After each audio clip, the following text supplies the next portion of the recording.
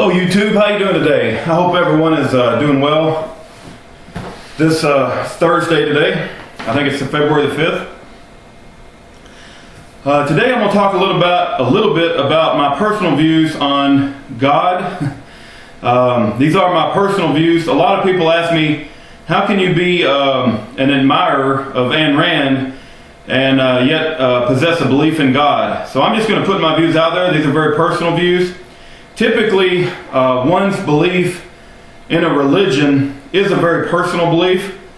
The only time it ever comes into play, I think, from a society perspective, is when those beliefs get so predominant in our schools and in our colleges and academia that they start to surface in other places in our society. I could go into how I don't want to live in a godless society. I could go into the fact that atheism and evolution is surfacing all throughout our society, but that's not the point of this video. I'm going to open up a little bit today, and I want to get this out of the way just to say that I did it and let you know where I'm coming from. I'm a very plain-spoken, open-minded individual. I believe very strongly in my beliefs. I'm not trying to convert anyone, but yet at the same time I want to share what I think. You can take this into account in your own beliefs and make whatever decision you deem appropriate. I would ask that you listen through the whole video, because it's going to start out by getting some things out of the way that I think are common traps to a lot of people. And this is my personal belief. I should also state that I've never seen anything supernatural. I've never seen a miraculous event. I don't claim to have visions from God. And I don't claim that any written book, whether it be the Bible, the Torah, or the Quran, any other book, is the divine, inspired Word of God. Now, if someone wants to believe that, I'm not going to knock them. I'm not going to degrade them. I think the Bible is I know there's some passages in there we could pick out and tear apart. We could also do that for the Quran, but that's not my goal here today. It's not my goal at all. So if you'll bear with me as we ramble through this topic, I'm going to share with you my personal belief, and we'll get through it. So having stated that, going back to the common traps that people fall into, and this is my opinion. I want us to throw away all organized religion for the purpose of this discussion. Anything you've ever learned from Christianity, Islam, the Jewish Torah, I want you to throw all that away for the purposes of this discussion.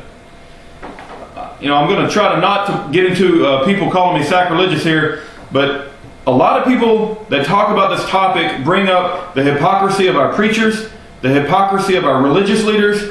They talk about organized religion and how it's degrading to man, and I'm not going to argue that. I think there is a lot of atrocities committed by organized religion. Don't get me started on the Catholic priest and what they've done as far as pedophilia to our children. And I hope there's a special place in hell for those people. But having stated that, we cannot fall into the trap of how organized religion is used to make man subservient, to make to grade man.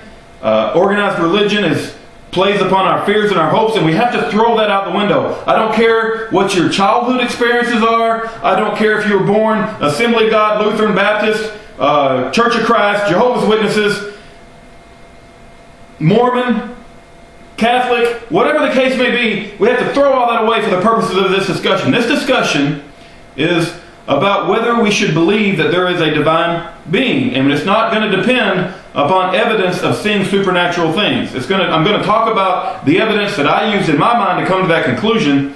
And for those of you that know that I'm an admirer of Ayn Rand, I'm going to read how she came to that conclusion, and I'm going to talk about why I differ from her in that regard.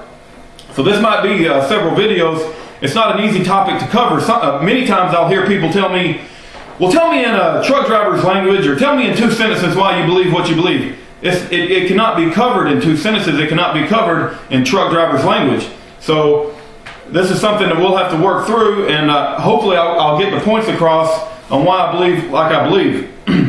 So let me also go back to the saying of Let the truth be known, though the heavens may fall. So I'm not scared of the truth.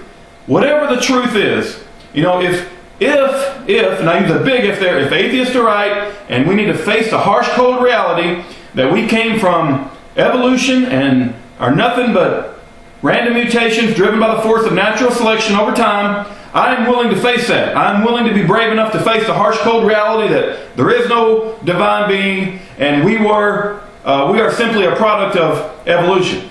However, I don't believe that's the case, but I'm not afraid to admit anything. Again, I hold strongly to the belief, let the truth be known, though the heavens may fall. And let's not fall into the trap of organized religion being so negative and preach, and they do not have a monopoly on God.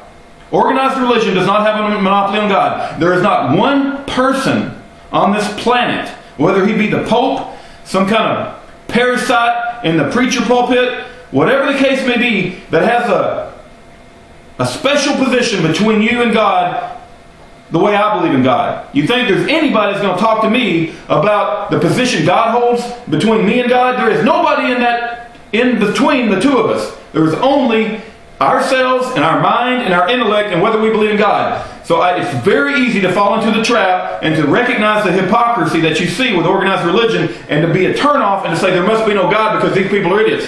What those people are doing, when you look at the hypocrisy in organized religion, do not let that turn you off to coming to a decision conclusively in your mind on whether there's a God. You need to somehow get out of that trap. I see lots of videos where organized religion did this, and there's a hypocrisy over here, and therefore I don't believe in God. That doesn't have anything to do with one another. You got to throw organized religion out the window for the purposes of this discussion. I'm not saying it's not an issue, and I'm not saying we shouldn't talk about it at some point.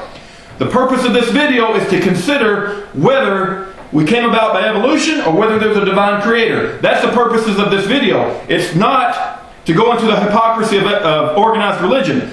And I could go into what the horrors of a godless society are, like communism, but I don't want to go there either.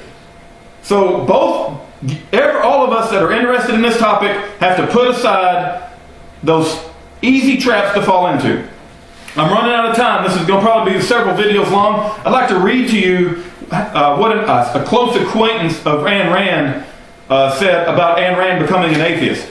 I'd like to read to you about that. Again, I do not put Ayn Rand up as someone that's infallible, but I have to admire her work. When I read her work, I get inspired. And I'm going to read what an acquaintance said about Ayn Rand becoming an atheist. Okay, Alice, that's Ann.